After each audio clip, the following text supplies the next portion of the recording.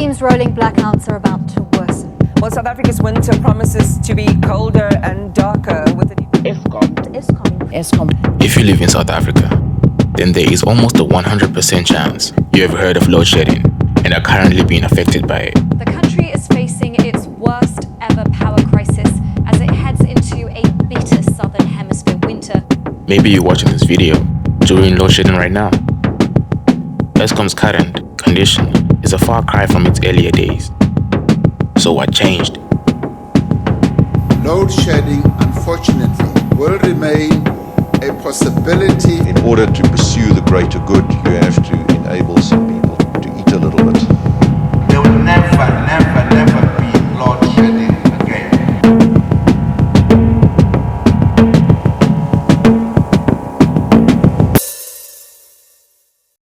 Today, we're diving into how and why the state-run institution ended up in such a mess. To understand Eskom, we start where any story would start, and that's the beginning. The origins of Eskom can be traced back to 1923, when the South African government established the Electricity Supply Commission to manage the electricity supply in the emerging urban centers. The commission focused on the development of power stations, transmission lines, and distribution networks to meet the growing demand for electricity. The coal-fired Kongela Power Station in Durban and Salt River Power Station in Cape Town were the first power stations built by Eskom, both completed in the mid-1920s. Eskom embarked on an ambitious expansion program, constructing several power stations across the country to meet the increasing electricity demand. Notable power stations built during this period include the Hendrina, Matla, and Kooiberg nuclear power station. With the end of apartheid in 1994, Eskom faced new challenges as the government pursued a policy of electrification to bring electricity to underserved communities.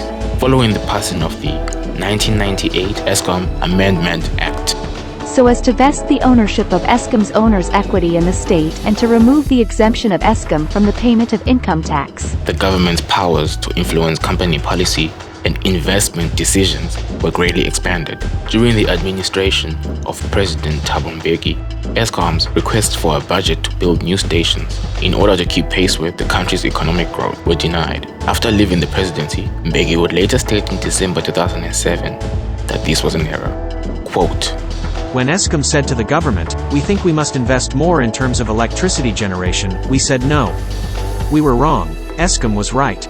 Eskom has confirmed that the amount of load shedding or the electricity demand not met for 2023 so far has exceeded that of 2022, with the Council for Scientific and Industrial Research showing figures exceeding 11,000 gigawatts hours, costing the economy as much as 900 million rands a day or $50 million, according to central bank estimate.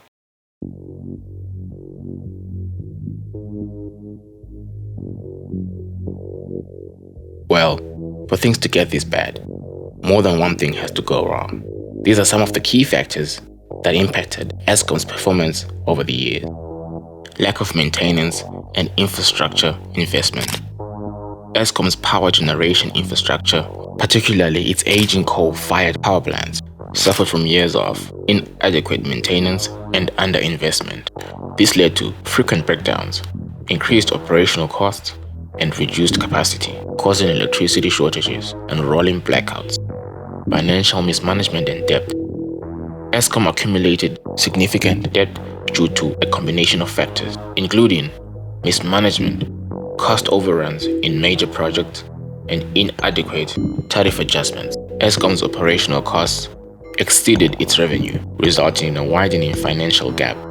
The utility relied heavily on borrowing to cover its expenses, exacerbating its debt burden and impacting its financial stability. Corruption and state capture. Eskom became entangled in widespread corruption and state capture, whereby private interests colluded with government officials to manipulate procurement processes and secure lucrative contracts. This resulted in inflated costs, poor project execution, and substandard equipment, further straining Eskom's finances. Policy uncertainty and delayed reform.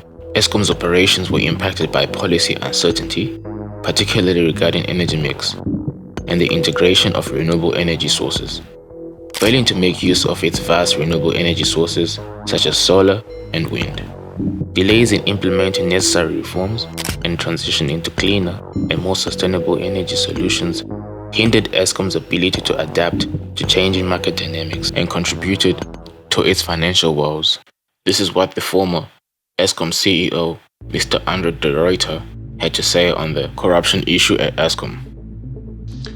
I expressed my concern to a senior government minister about attempts, in my view, to water down governance around the $8.5 billion US. And the response was essentially, you have to be pragmatic. You have to, in order to pursue the greater good, you have to enable some people to eat a little bit. If what the writer is saying is true, then Eskom finds itself in a very difficult situation, and anyone who exposes or attempts to expose the truth is at risk. This interview was recorded after the writer was allegedly poisoned when his cup of coffee was laced with cyanide and rat poison. He fled the country and now lives in Germany.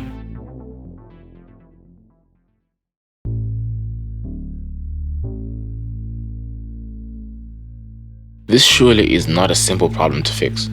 Just like the old saying, there are as many ways as there are people. Eskom has more than one way to try and solve its problems, such as improve financial management. Eskom has been burdened with significant debt, which has contributed to its financial instability. Implementing rigorous financial management practices, such as cost control measures, revenue optimization, and debt restructuring, can help alleviate the financial strain. Enhanced operational efficiency. Eskom's power generation, transmission, and distribution systems need to be modernized and made more efficient. This may involve upgrading outdated infrastructure, implementing advanced monitoring and control systems, and investing in renewable energy sources to diversify the energy mix. Encourage renewable energy integration. As I mentioned earlier, South Africa has vast renewable energy sources. Promoting the integration of renewable energy into the power grid can help reduce dependence on fossil fuels, enhance energy security, and contribute to a more sustainable energy sector. Allowing private sector participation in the energy sector can introduce competition, improve service delivery, and attract much-needed investment. This can be achieved through partnerships, independent power producer programs, and creating a conducive, independent regulatory environment for private sector involvement, effectively creating jobs for the people. Strengthen governance and transparency. Implementing effective governance mechanisms and ensuring transparency in decision-making processes are crucial for Eskom's long-term sustainability. This may involve restructuring the organization, establishing independent regulatory bodies, and promoting accountability and transparency in all aspects of Eskom's operations. Okay, that's all good in theory. So what has the government actually done so far? According to the government, several actions have already been taken to address the shortfall in electricity supply. But the question is it too little too late? If you operate a power system where demand is greater than supply and you do nothing about it, eventually things will start to trip, and if you do nothing about it, you'll go into a national blackout.